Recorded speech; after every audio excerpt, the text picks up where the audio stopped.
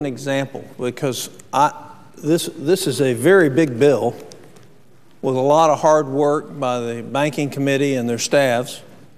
But I want you to compare this bill to your loved one who gets pneumonia. They go to the doctor and they've got a cough and fever and chills and they just feel terrible.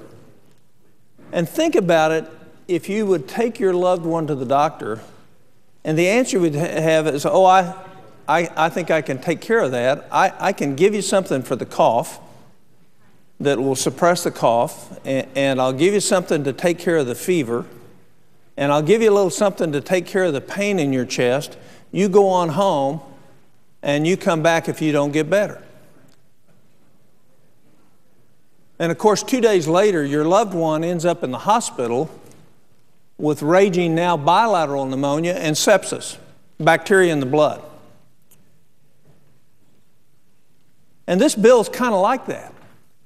It's kind of like a doctor treating symptoms instead of the real disease. Because the real disease was Congress. The real disease was poor underwriting standards, actually no underwriting standards. The poor disease, the real disease was Fannie Mae and Freddie Mac. And the real disease was the rating agencies that haven't been controlled effectively by this proposed legislation. And this legislation does nothing for the real disease. It treats a lot of symptoms. It grows government gigantically. It's going to create more bureaucrats and more rules than you can shake a stick at. But it doesn't fix the underlying problem. And when people dispute that, ask the following questions. If you're at home working and paying your mortgage, guess what? The reason that we're not fixing Fannie Mae and Freddie Mac is so you can continue to pay yours and pay more taxes so Freddie Mac can solve those mortgage problems through your tax dollars and other people not be responsible for theirs. That's what's going on here. That's why you're going to see $500 billion in more additional losses with Fannie Mae and Freddie Mac, because we're going to let it keep going till we've satisfied all this, not doing the hard work, not recognizing that we're actually going to need $500 or $600 billion more in taxes, or we're going to borrow that to take care of this problem. And so that everybody that's out there today that's working hard, paying their mortgage and keeping up, is going to get to pay extra.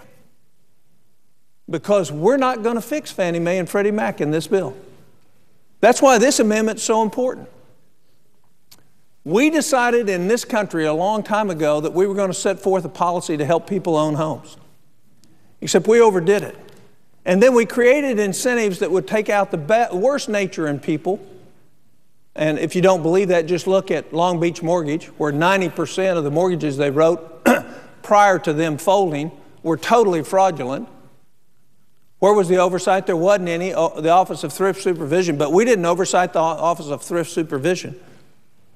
So we created a symptom and a set of incentives, and now we want to leave them right there. Because this bill, this underlying bill, doesn't address the three main diseases that cause the problems that we have. Congress genuflexes and redirects any criticism from us to the greedy banks or the greedy loan originators, but they never say anything about us not doing oversight. They never say anything about us not reforming Fannie and Freddie when we knew what was coming in terms of their losses and also the financial difficulties they had. And so we have a bill that doesn't fix it. A lot of hard work, a lot of good intentions, but it doesn't fix the core problems so that they won't occur in the future. And as the senator from New Hampshire said, if you combine strong underwriting standards and transparency associated with limiting the loss that the American taxpayer is going to take on Fannie Mae and Freddie Mac, you're going to do something. But the way the bill is now, we will have created this great big theatrics. Everybody will shake hands and holler and dance around when the bill passes, except the dirty little story will be that we didn't fix the real disease. And so when that loved one in ICU with double pneumonia and sepsis dies, we go after the person that didn't fix it, that should have fixed it, that was trained to fix it, that had the knowledge to fix it, and we say, you're liable. Well, we're liable. We ought to be fixing this. And the very fact is that we're not. The McCain amendment is a common sense amendment. I understand the reservations. They don't want another $400 billion of recognized debt. They don't want to account for the losses that are continuing to flow, $20 billion so far in the first quarter of this year out of those two institutions. And I think the senator from New Hampshire way underestimated the cost to the American taxpayer and what it's going to ultimately be by not fixing it. So my appeal to the chairman of the committee is to seriously look and give us good answers of why we're not fixing Fannie Mae and Freddie Act. What are the real reasons we're not fixing that? What are the real reasons that we're not creating strong, transparent underwriting standards so that the problem doesn't occur in the future? What's the real reason?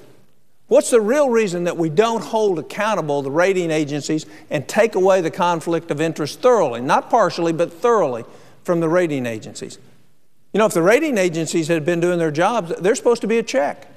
Had they been doing their jobs, you wouldn't have had all these securities sold that in fact were worthless or were non-performing.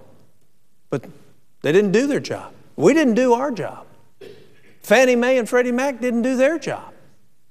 And yet we're not going to address the core issues that created the setup and framework that we are now experiencing as an economy. To me, I think that creates a tremendous amount of liability on our part. And we ought to have to be in explanation of every ounce of our being on why we don't fix the real disease that caused this problem. Mr. President, I yield the floor.